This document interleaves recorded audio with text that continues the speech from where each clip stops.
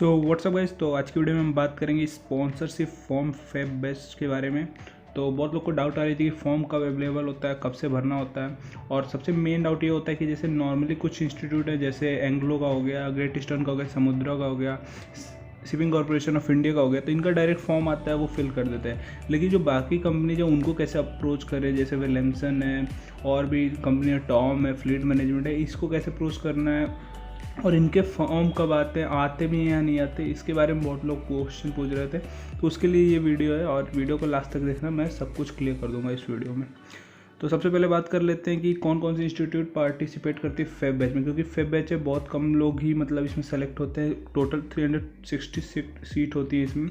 तो जो इंस्टीट्यूट आपका पार्टिसिपेट करता है वो टोटली IMU एफिलिएटेड होता है, IMU CET होता है, लेकिन IMU का कोई कॉलेज इसमें पार्टिसिपेट नहीं करता। इस फेब बैच में आपका काउंसलिंग भी नहीं होता। मैंने पहले भी एक IMU CET फेब बैच पे एक वीडियो बना रखा है, इससे कुछ दिन पहले आया था, उसमें थोड़ा बहुत स्पॉन्सरशिप के बारे में समझाया था। तो इससे पहले आप वो वीडियो देख लेना, उसके बाद ये वीडियो कंटिन्यू करो। तो सबसे पहले देखिए, इसमें Anglo eastern maritime academy institute है एंग्लो ईस्टर्न का, वो पार्टिसिपेट करता है उसमें 80 सीट के लिए। सिम्स पार्टिसिपेट करता है 40 सीट के लिए। Great eastern institute of maritime studies participate करता है 40 सीट्स के लिए। MTI है जो शिपिंग कॉर्पोरेशन ऑफ इंडिया का जो इंस्टीट्यूट है, वो पार्टिसिपेट करता है 80 सीट्स के लिए। और TS Rahman international maritime institute और अप्लाइड रिसर्च इंस्टीट्यूट पार्टिसिपेट करता है 40 रिस्पेक्टिव सीट्स के लिए। उसके बाद बात कर ले तो देखो, यहाँ पे जो मैंने इंस्टीट्यूट्स के नाम लिए हैं तो उसमें एक कैटेगरी है। तो सबसे पहले देखो, कुछ इंस्टीट्यूट ऊपर के जो 4 हैं उनके खुद के कंपनी है। जैसे एमा है, एंग्लो ईस्टर्न मैरीटाइम एकेडमी, उसका खुद का कंपनी है एंग्लो ईस्टर्न।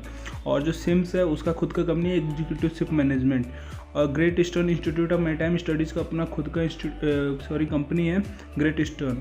और जो MTI वो शिपिंग कॉर्पोरेशन ऑफ इंडिया का। तो इनका फॉर्म तो डायरेक्ट है कि आप एमा का फॉर्म भरोगे तो आपका एंग्लो ईस्टर्न में ही होना है, सिम्स का भरोगे तो एग्जीक्यूटिव शिप मैनेजमेंट का ही होना है, GEIMS का भरोगे तो आपका ग्रेट ईस्टर्न में ही होना है, और MTI का भरोगे तो शिपिंग कॉर्पोरेशन ऑफ इंडिया में होना है। तो बाकी जो और कंपनी है वहाँ आपको कैसे अप्रोच करना है, तो इसके लिए कुछ इंस्टीट्यूट है, वहाँ पे आपको रजिस्टर होना पड़ता है।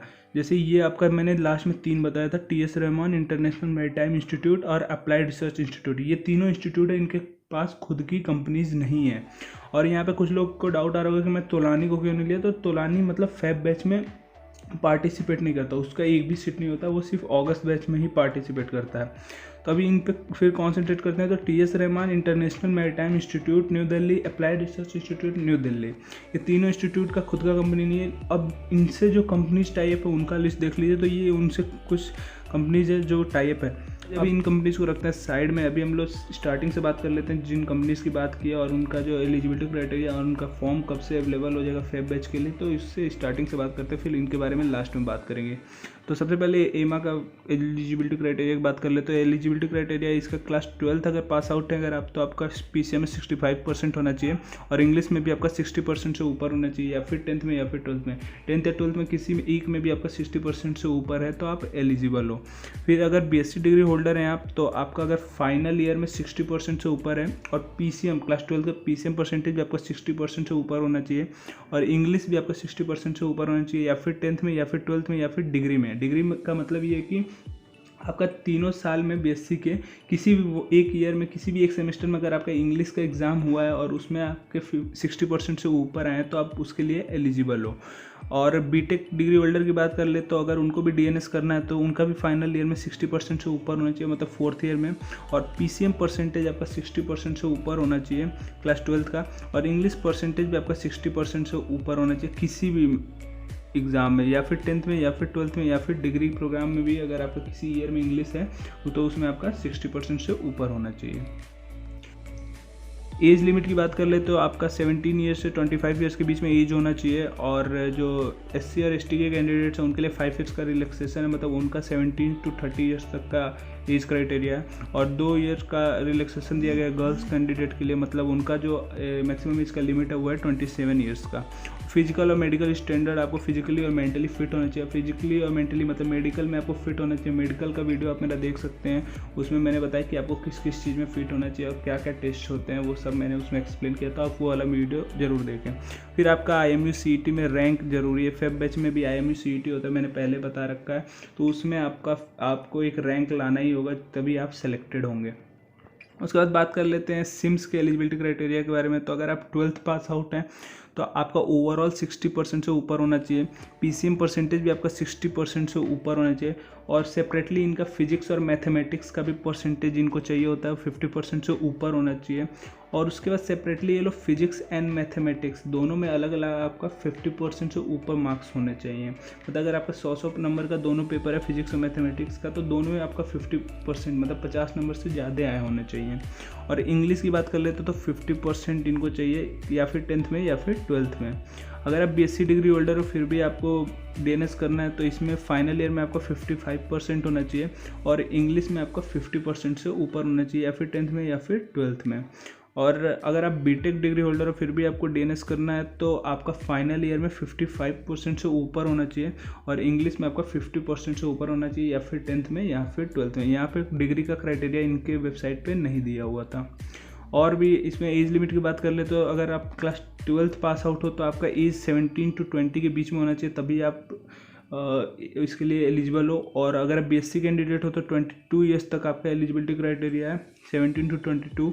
और अगर आप BTech कैंडिडेट हो तो आपका 17 to 25 ईयर्स तक का एलिजिबिलिटी क्राइटेरिया है।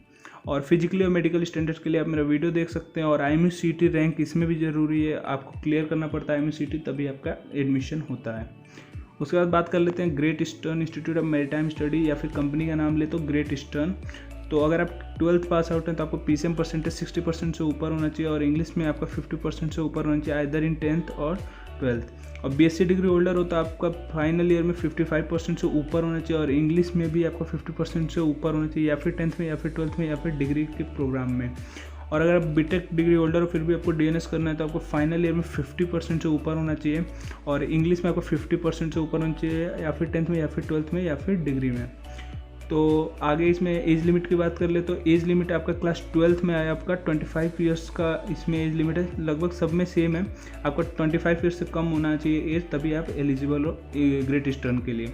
फिजिकली और मेंटली फिट होना चाहिए और इसके लिए आप मेरा मेडिकल का वीडियो देख सकते हो। और IMUCET का रैंक इसमें भी आपका कंपलसरी है। उसके बाद बात कर लेते हैं SCI MTI shipping corporation of India का। तो वो टोटली आपका जो IMUCET में जो आपका रैंक आता है उसके बेसिस पे वो काउंसलिंग कराते हैं अपने इंस्टीट्यूट का MTI का। तो आपका जो उसका एलिजिबिलिटी क्राइटेरिया वो सेम है IMUCET का। अगर आप IMUCET के लिए एलिजिबल हो तो आप SCI MTI के लिए भी एलिजिबल हो। तो अगर आपको IMUCET का एलिजिबिलिटी क्राइटेरिया नहीं पता है तो आप मेरे पहले का वीडियो प्रेफर कर सकते हैं। सो गाइस, अभी तक हम उन इंस्टीट्यूट के बारे में बात कर रहे थे जिनके पास खुद की कंपनीज़ है, या फिर हम उन कंपनीज़ की बात कर रहे थे जिनके पास खुद की अपनी इंस्टीट्यूट है। अभी मतलब हम लोग के सामने 3 ऐसे इंस्टीट्यूट है जिनके पास खुद की कंपनीज़ नहीं है, ये दूसरे कंपनीज़ के साथ टाई अप कर रखी हैं। तो इनका जो प्रोसेस है वो आइए समझते हैं, बहुत ही केयरफुली समझना है। यहाँ पे जो सीन होता है वो थोड़ा अलग होता है। तो जैसे सबसे पहले इन लोगों ने अपना क्राइटेरिया सेट कर रखा है कि अगर हमारे वहाँ आपको रजिस्टर होना है तो आपका ये एलिजिबिलिटी क्राइटेरिया है। तो जैसे ARI है, IMI और TS रहमान, ये तीनों ही बस पार्टिसिपेट करते हैं, तो इन्हीं तीनों की बस बात करेंगे। तो अगर इन तीनों में अगर आपको रजिस्टर होना है तो आपका PCM परसेंटेज 60% से ऊपर होना चाहिए, इंग्लिश परसेंटेज 50% से ऊपर होना चाहिए और जो एज लिमिट है वो 25 ईयर्स से कम होना चाहिए। लेकिन इनके जो वेबसाइट हैं जो उस पर क्लियरली लिखा हुआ है ये हमारे एलिजिबिलिटी क्राइटेरिया हैं। जो कंपनीज हमारे यहाँ विजिट करती हैं उनके पास खुद के अपने भी एलिजिबिलिटी क्राइटेरिया होते हैं। हम लोग का काम ये होता है कि हम लोग आपका जो डेटा होता है, जैसे मतलब आपने यहाँ पे रजिस्टर कर दिया कि मेरे PCM में इतने परसेंटेज है, इंग्लिश में इतने परसेंटेज हैं, तो आपका जो डेटा होता है, स्टूडेंट्स का डेटा होता है, वो इंस्टीट्यूट के पास चला जाता है। उसके बाद इंस्टीट्यूट वाले आप ये जो डेटा है वो देते हैं कंपनीज वालों को, और कंपनीज वाले उसमें से कुछ बच्चों को शॉर्टलिस्ट करते हैं कि हमको इतने कैडेट्स लेने इस साल, तो इन कैडेट्स को आप मेल करो कि आप मेरे कंपनीज के लिए एलिजिबल हो। ऐसा सीन चलता है यहाँ पे। आपको मतलब अगर समझ में आ रहा होगा कि आप मतलब अगर फॉर्म फिल किया ARI, IMI और TS रहमान का, तो ये सब फिक्स नहीं है कि आपको सारी कंपनीज आपको अप्रोच करें, क्योंकि उनका खुद का एलिजिबिलिटी क्राइटेरिया है। क्या पता किसी कंपनीज का जो PCM परसेंटेज रिक्वायरमेंट है वो 70% है। जैसे फ्लीट मैनेजमेंट का PCM परसेंटेज रिक्वायरमेंट है 70%, लेकिन अगर आप इसमें वो रजिस्टर हुए वो 60% पे रजिस्टर हुए तो फ्लीट मैनेजमेंट के लिए आप मतलब एलिजिबल नहीं हो गए। ऐसा सीन चलता है यहाँ पे। और जैसे मतलब आपको ये भी नहीं है कि आप अगर इस तीनों इंस्टीट्यूट में अगर आपने अप्लाई किया तो इन तीनों इंस्टीट्यूट में जितनी भी कंपनी जाएगी उसका सबका आपको एग्ज़ाम देने का मौका मिलेगा। ऐसा भी कुछ नहीं होता है।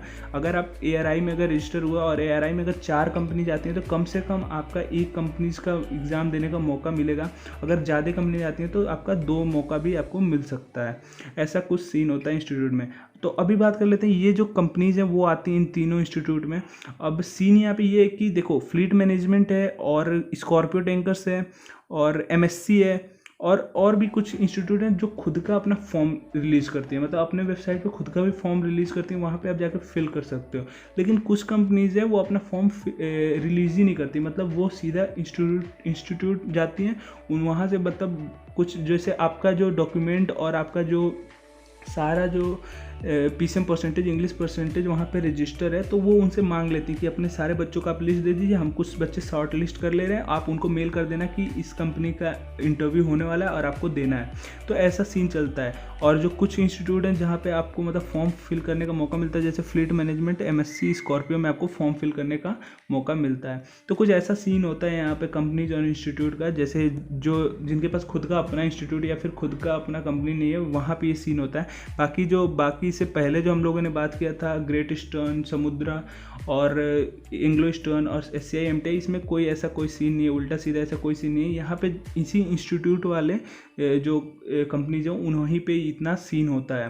तो होप करता हूँ आपको समझ में आ रहा होगा थोड़ा बहुत, क्योंकि ये थोड़ा कॉम्प्लिकेटेड होता है, समझना कॉम्प्लिकेटेड होता है, लेकिन यहाँ पे थोड़ा बहुत आपको आइडिया हो गया होगा कि आपको कैसे ये जो नॉन इंस्टीट्यूट वाले जो आपकी कंपनी है वहाँ पे कैसे अप्रोच करना होता है और कितने कंपनीज में आपको मैक्सिमम चांसेस मिल सकते हैं। तो आप ऐसा क्या करना कि मतलब तीनों इंस्टीट्यूट में रजिस्टर कर लेना। चार्जेज होते हैं PS11 का 500 होता है। IMI मतलब मैं IMI में प्रीफर करूँगा कि तुम अप्रोच मत करना, क्योंकि देखो IMI का भी मतलब कुछ बच्चे मुझे कॉल कर रहे हैं, कुछ बच्चे मैसेज कर रहे हैं कि मतलब हम लोगों से सिक्योरिटी पैसा लिया गया था अगस्त बैच के लिए 10,000, लेकिन हम लोग को एक कंपनीज का भी एग्ज़ाम देने का मौका नहीं मिला, या फिर मिला भी हुआ तो एक ही कंपनीज का एग्ज़ाम देने का मौका मिला और वो 10,000 हम लोग का वेस्ट हो गया। मतलब वो बोल रहे हैं कि अब तुम फेब बैच के लिए ही अप्रोच करना, वहाँ पे मतलब आपको जो कंपनी जाएंगी उसमें एग्ज़ाम देने का मौका मिलेगा, आपको पैसे वापस नहीं होंगे। तो मैं मतलब बोलूँगा कि आप IMI में मत रजिस्टर करना। ARI और TS Rahman में बहुत कंपनी जाते हैं, उसमें से आपको मौका मिल जाएगा।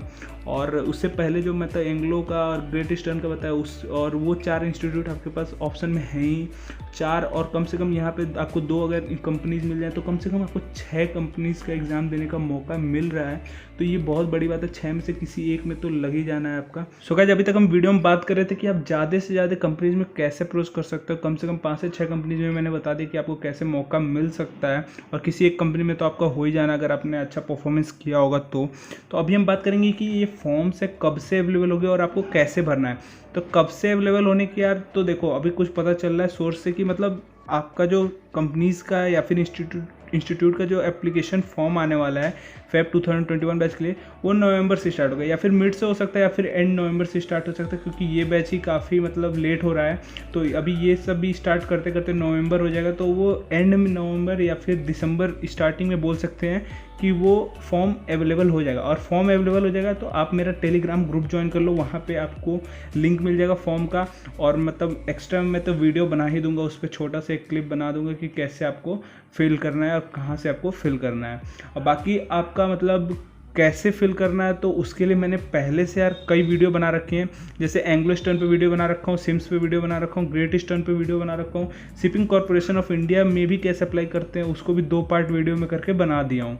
इसके बाद कुछ कंपनीज यहाँ पे हैं जिसमें जैसे फ्लीट मैनेजमेंट है और आपका MSC है, और भी 1-2 कंपनीज है जिनका मतलब सेपरेटली आपका फॉर्म आता है, उनको कैसे फिल करना है वो भी मैं वीडियो के थ्रू बता चुका हूँ इसी चैनल पे। तो आप वो भी वीडियो प्रेफर कर सकते हो, जाके देख सकते हो कि कैसे मतलब इस ईयर फॉर्म फिल हुआ था, कि आपको नेक्स्ट बैच के लिए जो एप्लीकेशन फॉर्म है उसको कैसे फिल करना है, आपको थोड़ा आइडिया हो जाए।